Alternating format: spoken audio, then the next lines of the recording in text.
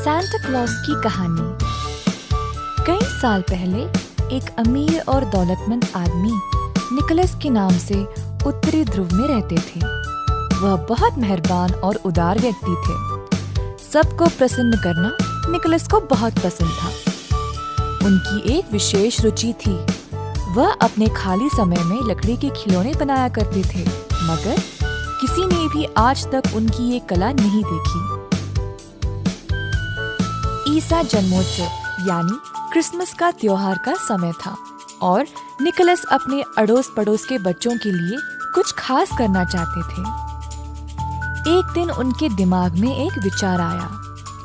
उन्होंने सारे बच्चों के लिए लकड़ी के खिलौने बनाने का सोचा। फिर हर मकान के चिमनी के रास्ते से घर के अंदर जाकर भट्टी की जगह रखे हुए मोजे के अंदर अपने तोहफे छिपाना चाहा। बीच रात का समय था। जब सब सोए थे, तब निकोलस अपने पास वाले मकान के छत पर चढ़ गए।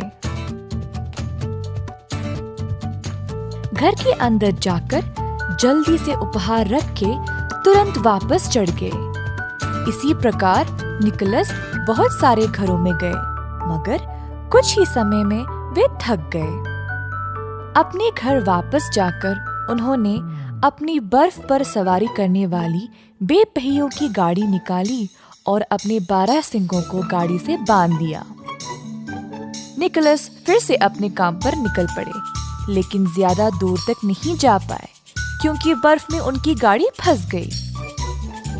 निकोलस अपने 12 सिंगों को बर्फ के बाहर निकालने की कोशिश कर ही रहे थे जब वहाँ एक परी प्रकट हुई। वह बोली, निकोलस, तुम एक भले इंसान हो और मैं तुम्हारी सहायता करना चाहती हूँ।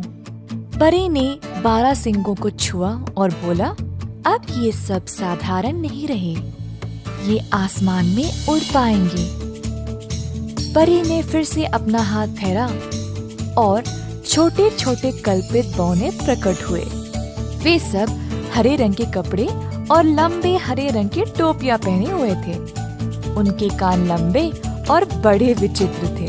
परी ने कहा, ये सब तुमको तुम्हारे भेंट बांटने में सहायता करेंगे और सबके पास खुशियां ले जाएंगे। ये तेज रफ्तार में काम करेंगे और अलग अलग किस्म के खिलौने बनाने में तुम्हारी मदद भी करेंगे।